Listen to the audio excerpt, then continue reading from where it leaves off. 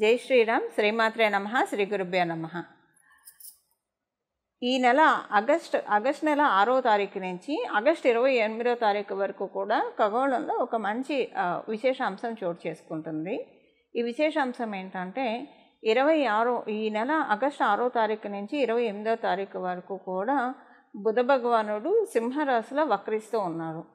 6వ తారీఖు 9 డిగ్రీల దగ్గర ఆయన వక్రగతి ప్రారంభమవుతుంది. 28వ తారీఖు కర్కాటక రాశిలో 27 డిగ్రీల దగ్గర ఆయన వక్రచాగం జరుగుతుంది.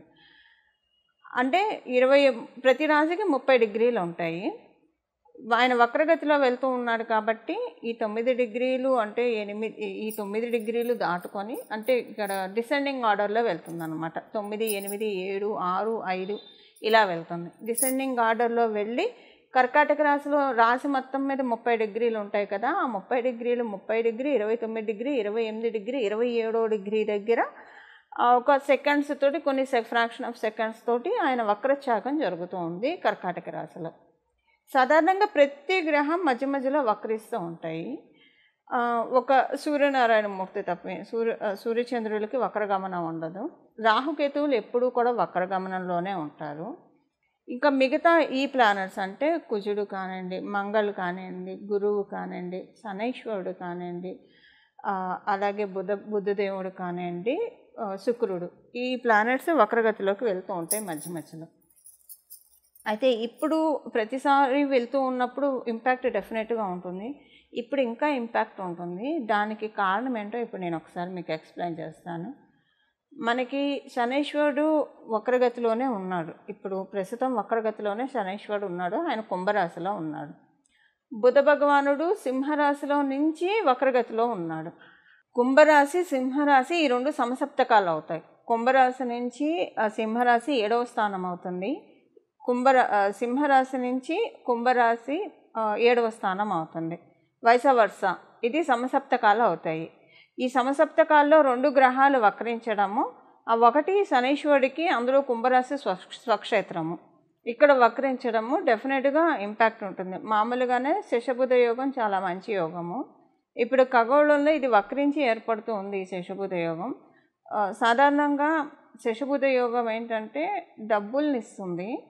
కానీ ఈ డబ్బులు ఏంటంటే మనము చక్కగా ఒక సిస్టమేటిక్గా ఒక క్రమశిక్షణతోటి, ఆర్థిక క్రమశిక్షణతోటి, ఫైనాన్షియల్ డిసిప్లిన్ తోటి మనం డబ్బుల్ని దాచుకోవడానికి కానివ్వండి, ఇన్వెస్ట్మెంట్ చేసుకోవడానికి కానివ్వండి, వచ్చిన ప్రతి రూపాయి, మన పాకెట్లో పడిన ప్రతి రూపాయి కూడా మనం చాలా చక్కగా బాగా యూటిలైజ్ చేసుకుంటాం. అంటే శశబుధ యోగం ఎవరికైతే ఉంటుందో జన్మజాతకంలో వాళ్ళకున్న ఫైనాన్షియల్ డిసిప్లిన్ ఇంకెవ్వరికి ఉండదని చెప్పాలి. వాళ్ళని చూసి అందరూ ముచ్చటపడి డబ్బులు ఇలాగ సేవ్ చేసుకోవాలా, ఎంత సంపాదించామో ఇవన్నీ పక్కన పెడితే అసలు ఆర్థిక క్రమశిక్షణ లేకపోతే డబ్బులు ఎంత వచ్చినా ఉపయోగం ఏముంటుంది? ఈ ఆర్థిక క్రమశిక్షణని శశబుధ యోగం ప్రతి ఒక్కరికి కలిగిస్తుంది. శనైశ్వరుడు ప్రతి విషయంలో క్రమశిక్షణ ఇస్తాడు. బుధుడితో కూడితే కనుక ఆయన ఆర్థిక క్రమశిక్షణని ప్రతి ఒక్కరికి కలగజేస్తారు. ఇప్పుడు వీళ్ళిద్దరూ కూడా వక్రగతిలోకి వెళ్ళారు. వక్రగతిలో కంటే ఇది ఎలా ఉంటుందంటే, ఇప్పుడు ఒక స్కూల్లో ఒక టీచరు క్లాసులో లెసన్స్ చెప్తూ ఉన్నారు. లెసన్స్ చెప్తూ మధ్యలో ఆవిడకి కావచ్చు, లేదా చెప్పే అధ్యాపకులకు కావచ్చు, ఏదైనా ఫోన్ కాల్ వస్తే లేదా ఎవరన్నా పిలిస్తే బయటికి వెళ్తారు అనుకోండి. అప్పుడు పిల్లలు ఒక్కసారిగా కేరింతలు కొట్టి అరిచి చాలా క్రౌడీగా నాయిసీగా ఉంటుంది క్లాస్ రూమ్ అంతా. ఇది ఒకటి. ఇది ఏంటంటే అక్కడ తప్పక ఆవిడ బయటికి వెళ్ళింది కాబట్టి, ఆవిడ కావచ్చు లేదా అధ్యాపకుల వారు కావచ్చు. ఒక్కొక్కసారి ఏముంటుందంటే లీజర్ పీరియడ్ అని ఉంటుంది. సో అధ్యాపకులే వదిలేస్తారు ఫ్రీగా, కాసేపు ఒక 1 పీరియడ్ వరకు ఆడుకోండి అని చెప్పేసి. అంటే ఇప్పుడు లీజర్ పీరియడ్స్ ఉన్నాయో లేవో తెలియదు, కానీ మా చిన్నప్పుడైతే లీజర్ పీరియడ్ ఒకటి ఉండేది డెఫినెట్గా. సో అలా వదిలేసేవాళ్ళు, ఒక పీరియడ్ వరకు వదిలేసేవాళ్ళు. అంటే వాళ్ళు వదిలేస్తారు అలాగా. ఇప్పుడు ఇదంతా ఎందుకు చెప్తున్నానంటే, శనైశ్వరుడు మరియు బుధ భగవానుడు ఆర్థిక క్రమశిక్షణ ఇస్తారు. ఇప్పుడు ఏం చేస్తారంటే ఆర్థిక క్రమశిక్షణ ఇచ్చి మనం ఫైనాన్షియల్గా ఎలా దాచుకుంటే డబ్బులు మనకి రెట్టింపు అవుతాయి, మన డబ్బులు గుడ్లు పెట్టడం అనేది శని బుధులు కలిసి ఉంటేనే సాధ్యమవుతుంది కుండలిలో.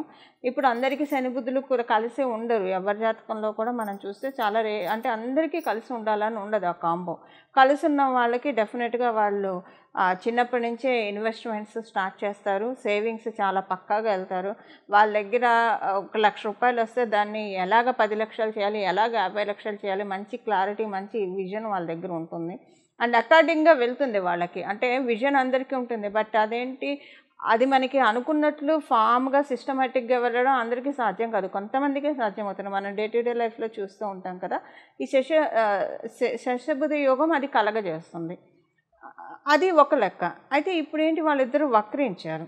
సో ఇలాగ వాళ్ళు సిస్టమేటిక్ ఇన్వెస్ట్మెంట్స్కి అవకాశం ఇస్తారు. కొన్నిసార్లు ఏంటంటే అందరికీ ఆ యోగం ఉన్న వాళ్ళైతే అలా ఉంటుంది, యోగం లేని వాళ్ళకు కూడా గోచార రీత్యా వచ్చినప్పుడు ఇలాంటివి ఇది అందరికీ అప్లికేబిలిటీ ఉంటుందండి.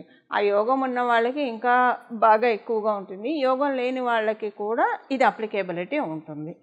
అయితే ఈ అప్లికేబిలిటీ అసలు ఇప్పుడు వక్రగతిలో ఉన్నారు కదా, వాళ్ళిద్దరు సవ్యంగా ఉంటే ఇన్వెస్ట్మెంట్స్ ఇవన్నీ ఉంటాయి. ఇప్పుడు వక్రగతిలోకి వెళ్ళారు, ఇప్పుడు పరిస్థితి ఏంటి మరి, అంటే ఎలాంటి రిజల్ట్స్ ఇస్తారు, ఈ విషయాలు మనం ఒక్కసారి చూద్దాం. అసలు ఈ విషయాల్లో ఇంపాక్ట్ ఏ విషయాల్లో ఉంటుంది, గుడ్ ఇంపాక్ట్ ఉంటుందా, బ్యాడ్ ఇంపాక్ట్ ఉంటుందా, సత్ఫలితాలు ఉంటాయా, లేదా ఏదైనా జాగ్రత్తలు సూచిస్తుందా, ఇవన్నీ కూడా ఇప్పుడు మనం మాట్లాడుకుందాము. ఈ ఈ ఈ ఇది ఈ కాంబో ఏ రాశుల వాళ్ళకి, ఇప్పుడు ఈ వక్రగతి అనేది ఏ రాశుల వాళ్ళకి ది బెస్ట్గా వర్కౌట్ అవుతుందో మనం ఒకసారి చూద్దాం.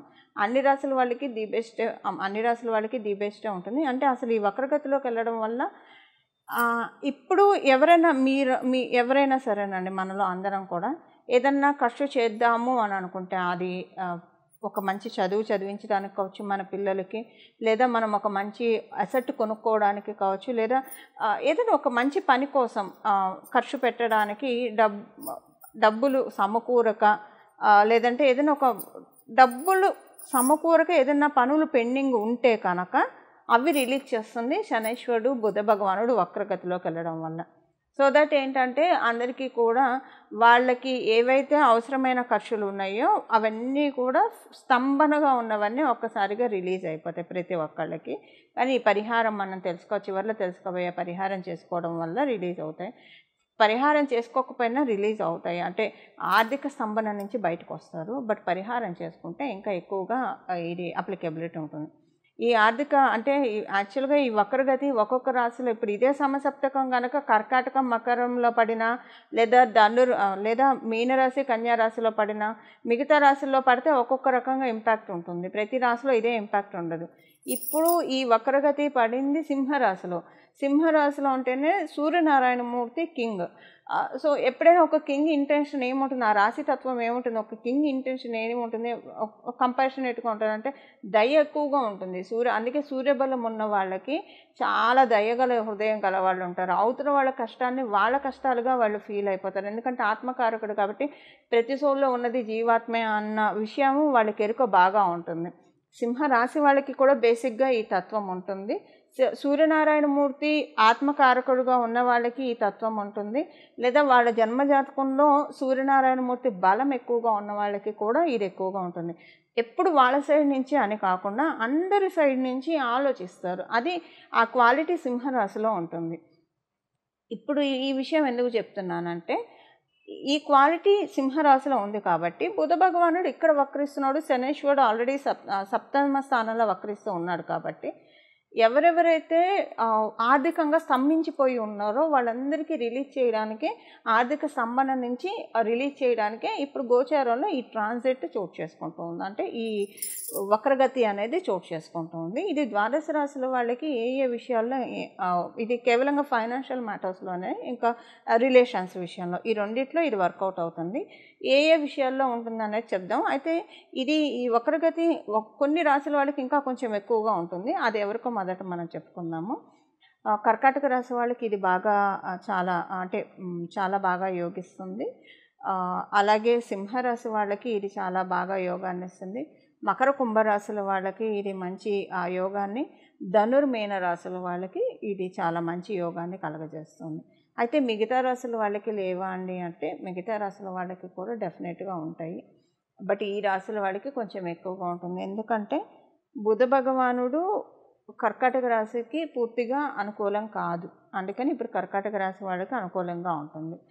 అలాగే సింహరాశి వాళ్ళకి జరుగుతున్నది సింహరాశిలో కాబట్టి సింహరాశి, మకర కుంభం ఎందుకంటే ఇక్కడ సప్తమ స్థానం కుంభరాశి అయింది. కుంభరాశిలో శనీశ్వరుడు వక్రగతిలో ఉండి మకర రాశిలోకే కదా ఆయన వెళ్ళేది. అందుకని వాళ్ళిద్దరికి ధనుర్ మీన రాశుల వాళ్ళకి డెఫినెట్గా కేంద్రాధిపత్యం దోషాన్ని కలిగి ఉంటాడు బుధ భగవానుడు ఈ రాశుల వాళ్ళకి, ఈ లగ్నాల వాళ్ళకి. ఇప్పుడు ఏంటంటే ఆ దోషం కాస్త యోగంగా పరిణమిస్తుంది. అందుకని ఈ రాశుల వాళ్ళకి కొంచెం ప్రత్యేకం. బట్ అందరికీ కూడా ఇది ప్రత్యేక అంశం. మిగతా రాశుల వాళ్ళకి కాదు అంటానికి లేదు. ఎందుకంటే డెస్టినీ ఎప్పుడైనా మనకి ఇవ్వాలంటే పక్షపాతం అస్సలు ఉండదు. కతే ఏది కూడా మనకి ఈ సృష్టిలో ఏ విషయం కూడా అయాచితంగా రాదు. అయాచితం అంటే ఫ్రీ ఆఫ్ కాస్ట్తో ఏది రాదు. ఫ్రీ ఆఫ్ కాస్ట్తో వచ్చింది ఏది కూడా మనకి అంత సత్ఫలితాలను కూడా ఇవ్వదు. అందుకే విద్య నేర్పిన గురువుకు కూడా మనం గురుదక్షిణ చెల్లిస్తాం. ఎందుకంటే దక్షిణ లేని విద్య ఫలించదు కాబట్టి. సో అందుకని ఏది కూడా మనకి ఫ్రీ ఆఫ్ కాస్ట్తో రాదు. దానికి మనం కొంత మూల్యం చెల్లించాలి. ఆ మూల్యం ఏంటంటే పరిహారం. ఆ పరిహారం ఏం చూసుకోవాలనేది మనం ఈ వీడియో చివరిలో మనం తెలుసుకుందాము. అన్ని రాశుల వాళ్ళకి ఏ ఏ విషయాల్లో ప్లస్గా ఉంటుంది ఒక 2-3 పాయింట్స్లో మనం ఈ ట్రాన్సిట్ గురించి ఒకసారి అన్ని రాశుల వాళ్ళకి ఎలా ఉంటుంది అనేది మనం ఒకసారి డీటెయిల్డ్గా వెళ్దాం.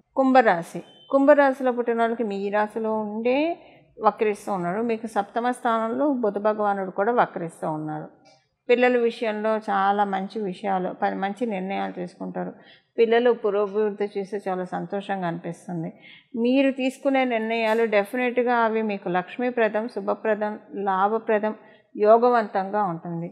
ఈ మంత్ మీరు చేసే ప్రయత్నం ఏ ప్రయత్నం అయినా సరే సఫలీకృతం అవుతుందంటే మీరు చేసే ఇప్పుడు ఓన్ హౌస్ ప్రయత్నాలు కావచ్చు, లేదా బిజినెస్ ఇంప్రూవ్మెంట్ కోసం చేసే ప్రయత్నాలు కావచ్చు, ఉద్యోగంలో సస్టైనెన్స్ కోసం చేసే ప్రయత్నాలు కావచ్చు, మంచి ఉద్యోగ ఆపర్చునిటీస్ కోసం చేసే ప్రయత్నాలు కావచ్చు, ఫైనాన్షియల్గా ఎలాంటి ప్రయత్నాలు చేస్తున్నా చాలా సఫలీకృతం అవుతాయి. మీరు విదేశాలు వెళ్ళాలని ప్రయత్నిస్తూ ఏదైనా అడ్డుపడుతూ ఉంటే విదేశాలు వెళ్ళడానికి కూడా ఈ ట్రాన్సిట్ చాలా చక్కగా మీకు అవకాశం కలగజేస్తూ ఉంది. కుంభరాశిలో పుట్టిన వాళ్ళందరికీ కూడా, కుంభలగ్నంలో పుట్టిన వాళ్ళందరికీ కూడా ఈ ట్రాన్సిట్ డెఫినెట్గా చాలా మంచి శుభ ఫలితాన్ని, కాంపిటెన్సీ లెవెల్ని పెంచుతుంది. మీలో ఉన్న కాంపిటెన్సీ లెవెల్ని, కాంపిటేటివ్ సక్సెస్ని మీలో పెంచుతుంది.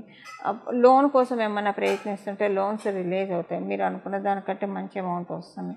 సో ఇలాగా. కానీ మీరు ఇప్పుడు రావడం వల్ల ఏమవుతుందంటే ఈ పీరియడ్లో పర్టికులర్గా మీరు ఆ లోన్ ప్రీక్లోజ్ చేసుకునే అవకాశం కూడా ఉండడం. అంటే ఇప్పుడు లక్ష్మీ కటాక్షం, లక్ష్మీ అమ్మవారి బ్లెస్సింగ్స్ అపారంగా కలిగిన శుభ సమయం ఇది. కాబట్టి సో లోన్ తీసుకుంటే మంచి గడియల్లో తీసుకుంటే, అమృత సమయంలో తీసుకుంటే కనుక జీవితకాలం లోన్ కట్టే అవసరం లేకుండా తొందరగానే ప్రీక్లోజ్ చేసేసుకుంటాం. అలాంటి సమయంలో కుంభరాశిలో పుట్టిన వాళ్ళు మరియు కుంభలగ్నంలో పుట్టిన వాళ్ళందరూ కూడా నిస్సందేహంగా ఉన్నారు. ఇప్పుడు ఏం పరిహారం చేసుకుంటే ఈ శశబుధ యోగం, వక్రగతిలో ఉన్న ఈ శశబుధ యోగం ద్వాదశ రాశుల వాళ్ళకి ఫైనాన్షియల్ మ్యాటర్స్లో బాగా రిలీజ్ అవుతాయో, అంటే ఫైనాన్షియల్ మ్యాటర్స్లో అనుకూలతలు ఉంటాయో అది ఇప్పుడు చూద్దాం.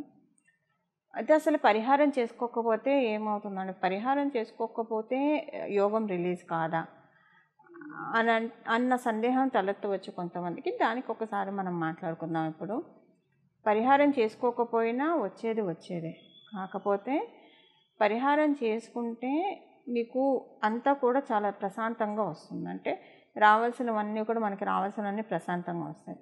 పరిహారం చేసుకోకపోతే అంతా ఏమవుతుందంటే వచ్చేదే కానివ్వండి, ఏడిపించి ఇస్తారు. అంతకు మించి ఏం లేదండి. ఇప్పుడు మనం జనరల్గా లైఫ్లో చూస్తూనే ఉంటాం కదా. కుండలీలో ఒకవేళ మీ జన్మ కుండలీలో అర్గళాస్ ఉన్నాయి అనుకోండి, ఇంటర్వెన్షన్ అంటాం.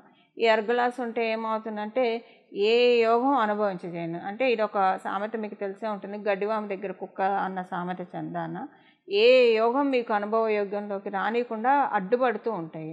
ఇది మీకు అర్థమయ్యేది చెప్పాలంటే ప్రొఫెషన్గా ఎదుగుతుంటే కాళ్ళు పట్టుకొని లాగే వాళ్ళు ఉంటారు, అడ్డుపుల్లలేసి వచ్చే వాటిని చెడగొట్టే వాళ్ళు ఉంటారు. ఇలాంటివి రకరకాలుగా ఉంటాయి కదా. ఇవన్నీ కాకుండా ఇప్పుడు అదృష్టవంతులను ఎవరు చేర్చలేరు, దురదృష్టవంతులను ఎవరు బాగు చేయలేరు. ఇది మనందరికీ తెలిసిన సత్యమే. సో అదృష్టవంతులకైతే అసలు బాధే లేదు. ఎన్ని ఆటంకాలు వచ్చినా వాళ్ళు దృఢ సంకల్పంతో వాటన్నిటిని అధిగమించుకుంటూ వెళ్ళిపోతారు.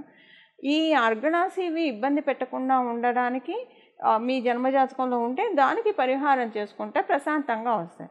లేకపోయినా వస్తుంది.